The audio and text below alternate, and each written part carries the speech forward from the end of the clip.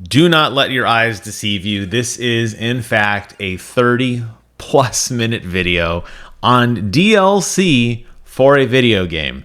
This video is going to talk about said DLC, going to have an entire playthrough of a level, and hopefully by the end of all this, I'm going to convince you that one, this is one of the coolest things that has ever happened, and two, it personally and deeply impacts me because of how much I love the source material.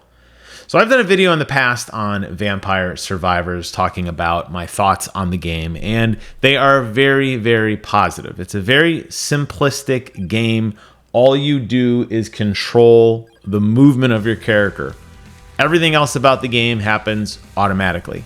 You're attacking, your ability to pick up power-ups, the way you use your weapons, everything just automatically happens. All you do is walk around and navigate the battlefield and select upgrades as your character levels up. It sounds simple, and it is, but yet it's also challenging because with every choice comes the possibility of a synergy on a particular build. Because it is a roguelike game in nature, no two games will ever be the same, and no two builds will ever be the same. So you have to have some knowledge of what skills work together, whether you want to do a build that pushes enemies far away or have a build that is able to attack in a particular direction, which most of your, which will kind of force your movement in each level. That's what's so addicting to Vampire Survivors. And that's just kind of the base experience. Now, they did release a slew of DLCs. I have picked up all of them since then, which add new weapons, new levels, and new characters.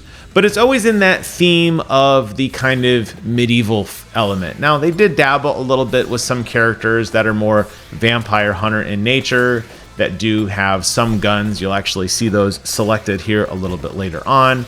But for the most part, the game has always kind of stood in a more traditional medieval type setting.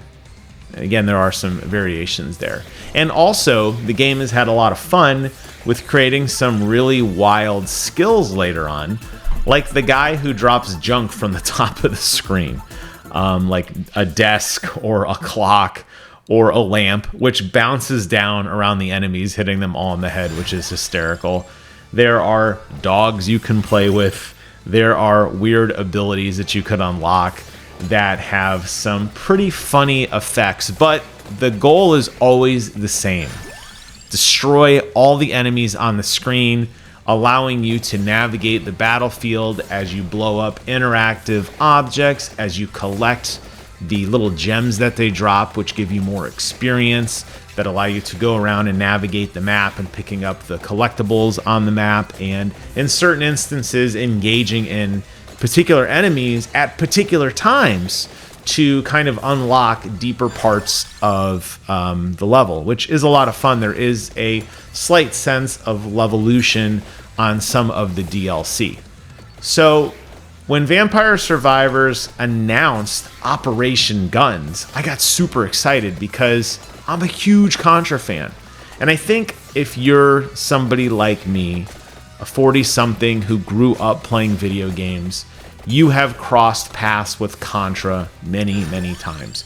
Whether it was the original Contra that came out on the Nintendo Entertainment System many, many moons ago, or Super C, or some of the other variants we've seen, even the new one, even the new Contra that just dropped like a week or two ago, Operation Galuga. It's hard to not have experienced or intersected with the bullet hell game that is Contra at some point. And what makes this game, what makes this DLC rather so exciting is they took the genre of Vampire Survivors and they really turned it on its head specifically for this DLC. I can't think of a crossover in which I've seen two more outlandish and radically different genres mixed together in such a brilliant way. The one that comes to mind the most is probably when Dead Cells merged with Castlevania for that amazing DLC that came out last year. But outside of that, you see crossovers all the time. As us gamers, we really like that and embrace the idea of genres mixing together. And I'm not talking about Fortnite, where you have characters just kind of all being lumped in, like, oh look, Kratos is fighting Master Chief with a gun. Not like that. I'm talking really getting to the heart and the soul of what makes an experience and pulling that and merging that into something new. It would be like if Monster Hunter did a cross with Resident Evil. And I know that Capcom is really good at doing those kind of genres. But instead of you using the traditional weapons, or instead mixing herbs and using bazooka ammo to kill bosses or something like that, right? Where it's like, it's kind of the idea of the game, but turned on its head due to the fact that the two genres are so different. So again, sticking with the concept that Vampire Survivors has always been more grounded weapons, although, as I did mention, the caveat was some of the more exotic DLCs. The idea of running around with guns and flamethrowers and homing bazookas or rocket launchers and bombs that blow up everything on the screen, even down to the boss fight, which we'll get to here at the end of this match. All of that stuff, right? You look at all of that and you say, okay, how does that fit into Vampire Survivors? And you're looking at it now, and that's what's so cool, is mixing those two genres together. And the fact that it is such a coveted DLC, the fact that Contra is a game that many of us love and have fond memories of, makes it even sweeter. And that's what this DLC does, and it does it very, very well. So if you do pick up this DLC, and I think it was like $3, I don't know. That's the one nice thing. I mean, Vampire Survivors is free to play on mobile. The DLCs are very, very cheap. I just flat out bought the game. It was on Game Pass, but I just wanted to own it forever. I like the ability of the cross play between my console and my computer. I like the idea that, when it leaves Game Pass, I don't have to get rid of it, because I do enjoy it. It's a comfort food game. And when the DLCs come out, I get really, really excited to scoop them up and check them out, because I'm always curious as to, what's next. So this one in particular, though, blew my mind. What they did is they took the best of Contra and they put it in this form factor, right? It's down to the level design. I mean, I was talking a little bit earlier on about kind of the history of, why these crossovers are so neat, but I am sure as you are playing this, you are recognizing things from Contra games. You're recognizing the infamous jungle level and those bridges that you run across. That is in here. You're recognizing some of the alien terrain that you will explore on the farther levels, particularly in Super C, when it really dabbles more into aliens than it kind of did against just the regular troops. You're seeing that here. And you'll see the evolution of the enemies start off as just the standard human dudes. You'll see a dabble of human dudes that have been mechanized or robots. Then we'll start getting into some weird aliens. Then we'll get into mechanized weird aliens. And basically it's just all just shenanigans from there. But you're seeing that level design that has been cultivated very, very well here. And as you walk through this large map, you will see the distinct zones, very similar to the zones that you would expect to see if you were doing some sort of Contra playthrough, where you would start at like the jungle and work your way through the base and the waterfall and the snow levels, and that you'll see that evolution placed here on this as you move left to right. And I like that they took the time to really understand the source material and make it feel just environmentally as if it was a Contra experience. So that is really, really cool. But of course, it's hard not to talk about Contra without talking about our heroes, Bill Reiser and Lance Bean, the red guy and the blue guy, right? I mean, yes, they are kind of nameless, faceless until you get into the later Contra games, especially Operation Galuga, where they actually start talking a little bit more. But up until then, they're just kind of nameless, faceless, red and blue guy, right? And that's fine. But it's nice to see that they are kind of put here at the beginning. These are kind of the gateway heroes that you're going to get. And then from there, you will begin to dive down and to collect all of the 11 heroes that are available to play. Some of them you'll probably have never heard of if you're not a deep Contra nut, especially if you haven't played the Contra collection. I picked that up on Nintendo Switch when it came out, and I love that game because it has all of the Contras, both the US and the Japanese variants, along with a lot of stuff that was never actually released here in the United States. So it's fun to kind of see some of the other game modes and things that they were working on that didn't necessarily make it here to the US. But again, back to the credit of the development team for really doing their homework, they're all featured here. So you're going to get access to a lot of characters that you probably have no idea who they are, but they're not just made up for the sake of selling something. I want to pause right there as a gameplay moment. I intentionally took a lot of damage there because I'm getting ready to pick up one of the new weapons that is available in the game. And this weapon is devastatingly awesome. How it works is it attacks with metal claws on your left and right based on a proportional amount of how much health you have. So I intentionally took a lot of damage talking back about the strategy of this game. There is actually some. So that you could see on the left and right, you see those red claws that are just absolutely eviscerating everything. They are attacking non-stop because I am just so close to dying. And obviously I will slowly get some health regeneration. I'll stumble across a floor turkey or two, and eventually I'll get my health back, and that damage per second will phase down a little bit. There are some upgrades I'm going to get. But I just wanted to point out briefly that there are some really cool strategies you can do in this game, and this is one of them. This kind of, I wouldn't say an exploit, it's really using this ability. I walked down here, I intentionally took damage, and now I'm going to absolutely shred everything for the next 5 or 6 minutes, which is going to make the last part of this run just ridiculous. So stay tuned because the bullet hell is only going to get more intense from here on out, especially around the 15 or 16 minute mark. I was watching the CPU process on my computer. Holy smokes, this thing was chugging. But you know what? It looks good, and I'm glad to bring you guys this gameplay and this discussion. So, all right, back to the characters. What I love, though, is that they did go through, like I said, they did their homework, they did find the characters. But on top of that, and the level that we talked about, they've also done a really good job with the music. Contra has some really iconic music. I think most people probably are most familiar with either what I'm going to call the waterfall music. The waterfall music, I think, is one that people are going to be very familiar with. The other one I think people will be very, very familiar with is the opening music in the jungle. They call that the Battle in the Jungle. And then that bass music that you would get when you're kind of running through the base. Those are the levels where, at least on the original Contra, you're basically going north to south instead of east to west, working your way through waves and waves of enemies. They have all of that music in here. So there are 13 tracks that were taken directly from the Contra series. Then they added 6 new kind of covers that they did. They're calling them the Vampire Survivor versions. I don't know if they're going to actually release a soundtrack at some point of this. If they have, or if they will, I would absolutely buy this. This music hits really hard for people like me. Growing up playing this, music is one of those things for me personally that just cultivates in my soul. It's a part of me.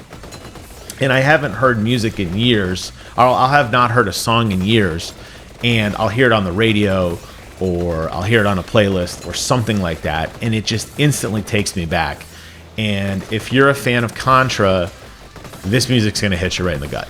It's going to, there's going to be something that you resonate with and go, I remember that song, and you're going to get into it and have a ton of fun.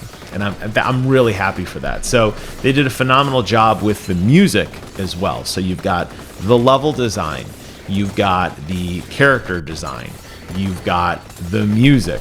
They've also added a really goofy adventure mode that is a 6-chapter adventure mode, which is very, very fun. If you're not familiar with adventure mode in Vampire Survivors, it's a slightly different twist on how you play the game. It is still walking around and shooting and that sort of thing, but it's done in a very different way. And the fact that they have taken their time to kind of, again, get the gist of Contra, this kind of almost Starship Troopers-esque story. All the idea that you have these like 2 meatheads that are dropping in with essentially machine guns into waves and waves of enemies, and they always find a way to save the day. That spirit is captured in adventure mode, and I love it for that. It's a lot of fun. I haven't completely worked through it all yet, but the first 2 chapters that I played, I was laughing and having a blast. So that's really, really cool. The weapons themselves, I think, is the part that a lot of casual fans to this are probably most interested in. If you don't know much about Contra, you're going to load up, but you are a big fan of Vampire Survivors, you're probably going to load up this game, and you're going to immediately say, okay, show me the new weapon pool. Show me what has been included into this. And since it is Operation Guns, you can expect some significant firepower that's going to come your way. Both Bill and Lance start off with some pretty cool guns. It's kind of a long gun, which is like just your standard machine gun. And then Lance has this like energy kind of blue pellet shotgun. And it all goes from there. They're all different. Brad Fang's got a really, really fun weapon as well. They're all cool to uncover and to kind of throw into that weapons pool. And I think that is, it's great. And then just like the the original game, you have your base version of each weapon, and yes, it is starting to pick up an intensity. Like I said, around the 15-minute mark, it's going to get just nuts. You have those base pool of weapons, but just like in the original Vampire Survivors experience, if you completely get to the end and you get the gun evolution, ridiculous things will happen. Now, unfortunately, again, the drawback of RNG, I didn't actually get to unlock the ultimate shotgun here. So I'm going to have to go back and play again to see it because I didn't get a chance to do it. I did it with Lance the other night. He has this machine gun, the long gun. When you max it out, the long gun bullets change into these kind of flame bullets that spiral around each other. And he also summons 2 little jet fighters which fly behind him, which also shoot off his top and bottom flank for additional firepower, which is really, really cool. What I particularly like about this level is you keep seeing those kind of power-ups flying by. They look like they're in these pods. That is how you received upgrades back in the original Contra game. These things would fly by and you would shoot them. They would drop a crest with a letter on them. You had like M for machine gun, S for spread gun, L for laser, F for fireball. Later variations of the game added even more, like flamethrowers and homing rockets. Those little pods are here in the game, which is really, really cool. And just like in the original game, they drop things that are other than just gun upgrades.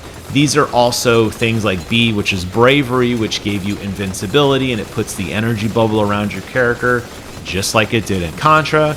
You'll also occasionally hear my sound go through the roof as my bullet fire begins to just overload. Like it's almost overmodulating the game. The bullet fire is going so fast. That's because I'm picking up the R, which is the rapid fire mod. So you're finding these throughout the game, these little mini power-ups on top of everything else that you're doing that is, again, building up to the experience. On top of all of this, as you dig deep a little bit later into the game, you will unlock additional characters by doing things with those characters. And I'm leaving this vague because I want you to explore and enjoy the DLC for what it is.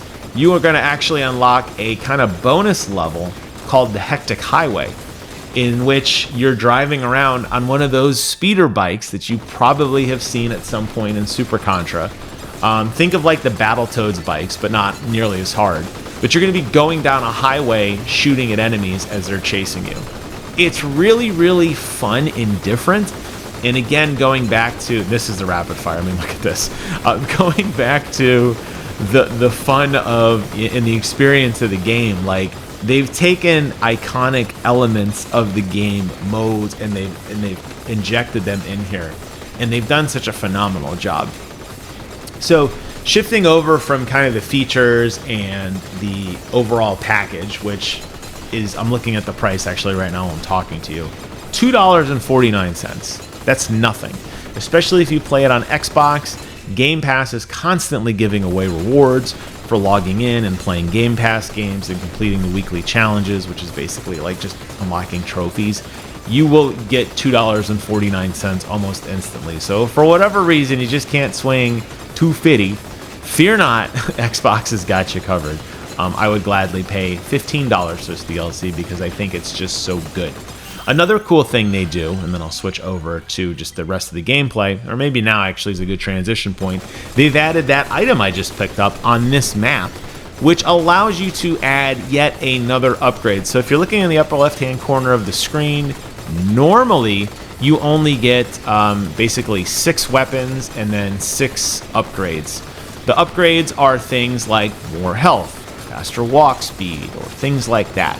But as you can see, I have now entered into multiple rows of data. I am actually rocking 9 different weapons.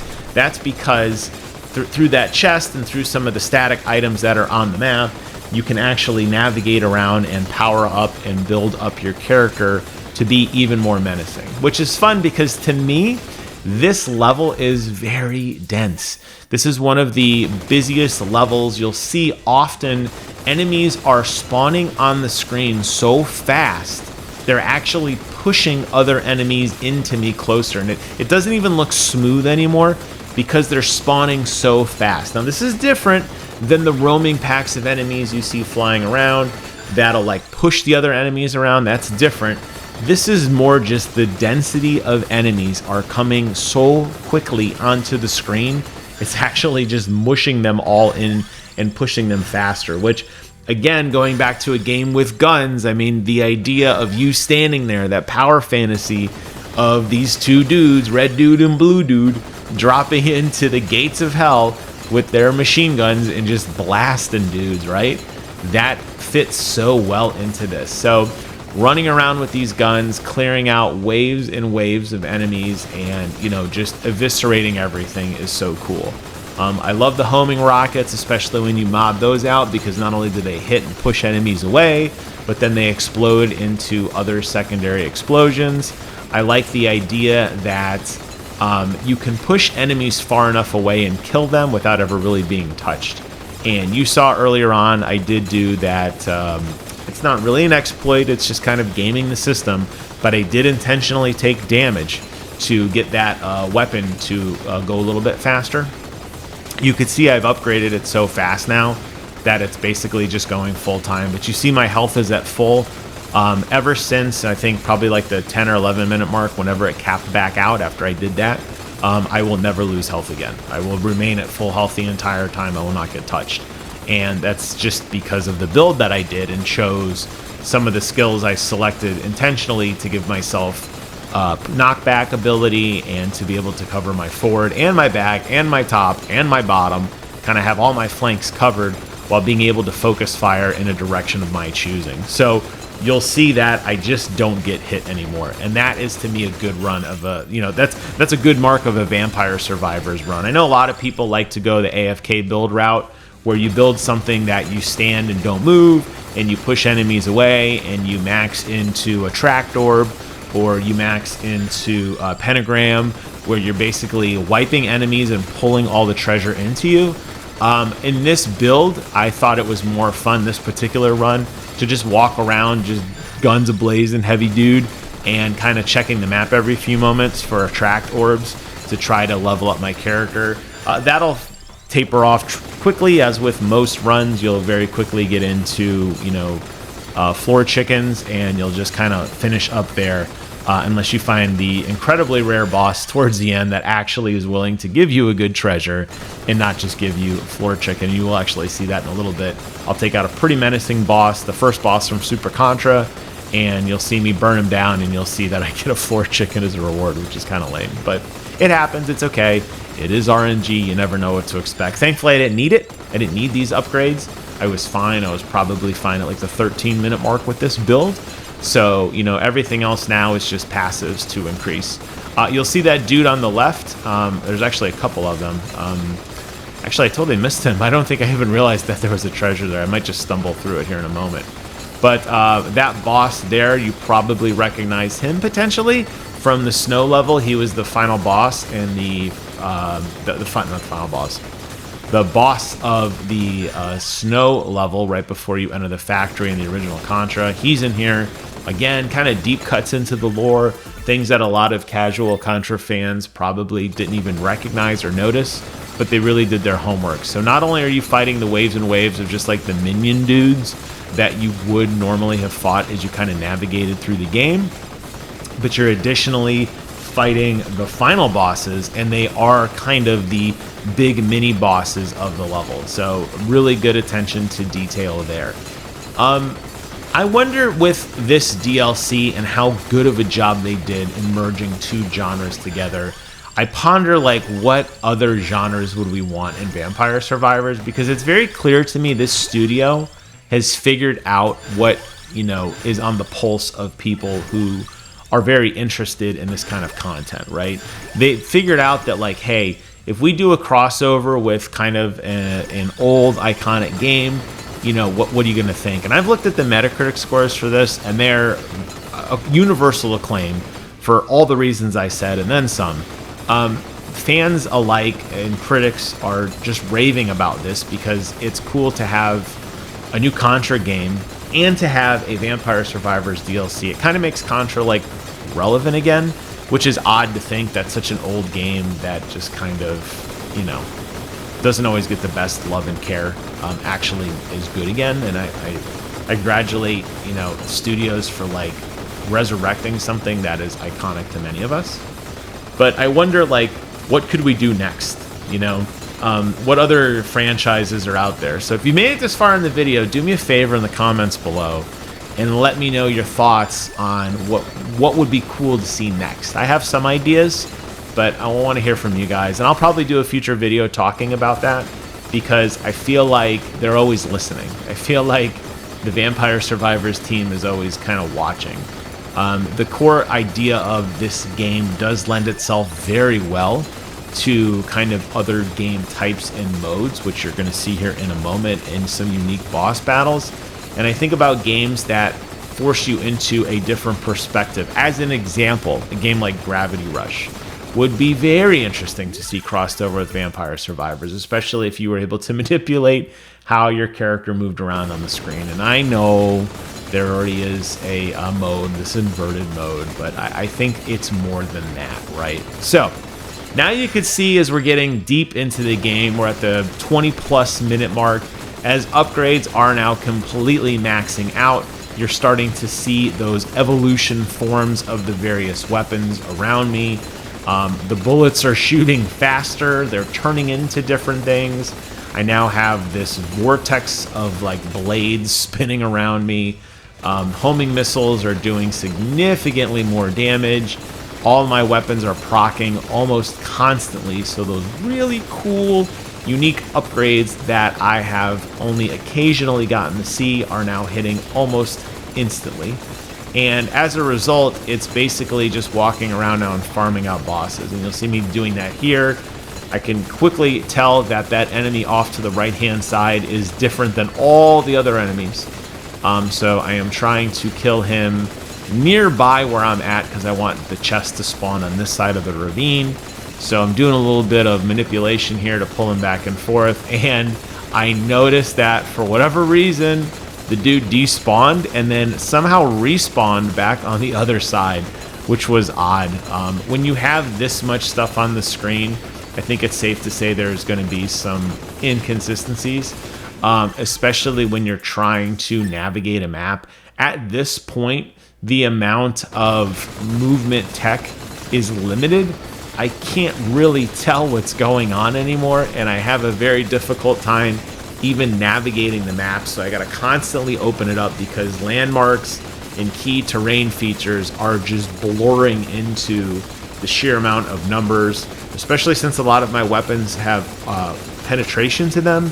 You're seeing you're seeing where my character is, but look at how far out away from my character, even outside that blue vortex that's spinning around, look at how far away the damage numbers are appearing on the screen.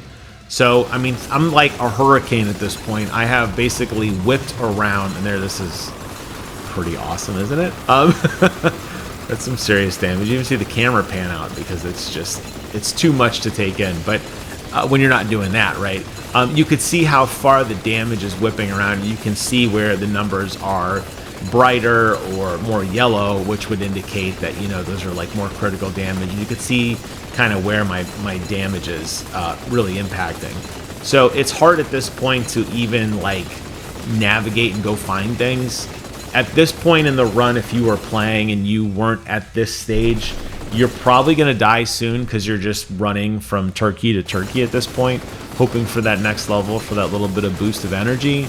But if you've built your character at this point, it's just a waiting game. There's that boss there. You can see how fast I melt this guy. He was the monster that you fought at the end of Super C, the first level.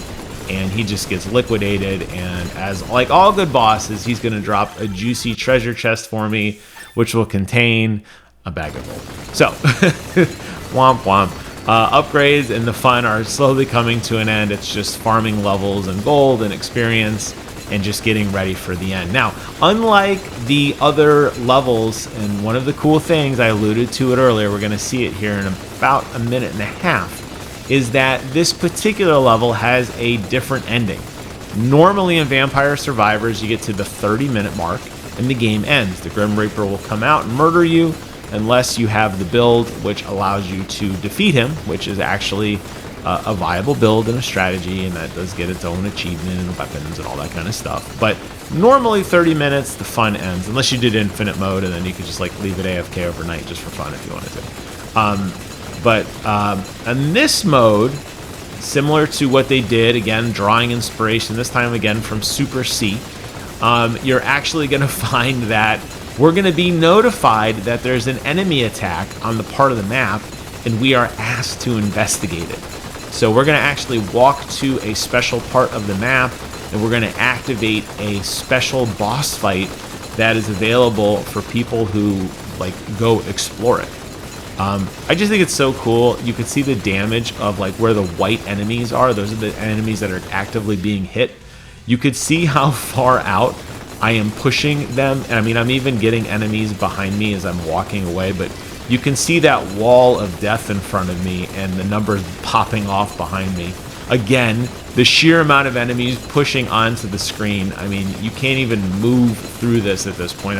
I'm burning enemies so fast, I know it looks like I'm getting hit, but as you can see, I am still at full health. A huge alien cyborg presence has been detected in northeast of Neo City.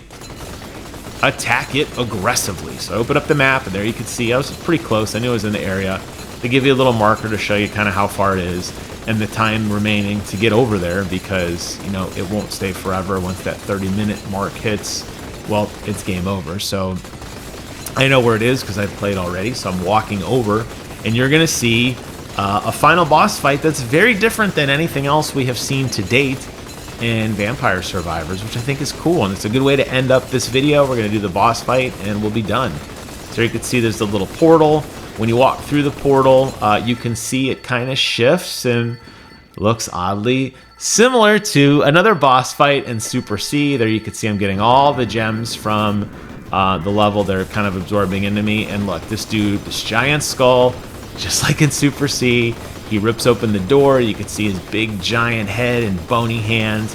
And you can actually, on this level, walk around all the way on the top, just like the climbing mechanic that existed in the game. Avoiding the fire, you can drop down because you don't want to get burned, and just like in the game, you got to move around. You climb up on the wall. He'll even place some landmines here that you got to move away from. Landmines detonate, obviously. You wouldn't want to be part of that. And he busts open the door and dies. And just like any good boss in Vampire Survivor, the Grim Reaper is going to come out and collect his prize. Thus is going to end the boss's life, my life, and the end of this video. I hope you guys had fun with me on this journey going through one of my absolute favorite franchises, morphing with Vampire Survivors. The fact that we had a bullet hell game in Vampire Survivors is just so cool. I love everything about this game, and I highly encourage you to go download it and play it for yourself, because I think you're going to have fun. But I wouldn't be a fan if I didn't do a love letter to this game. I think it deserves it. And I'll be doing more videos in the future on Vampire Survivors, some different builds I've been working on. We'll talk through some of the characters. I'll show you that Hectic Highway map at some point. But for now, I'll stop here. Thank you all so much for watching. Take care of yourselves. And until next time, I will see you guys on the other side.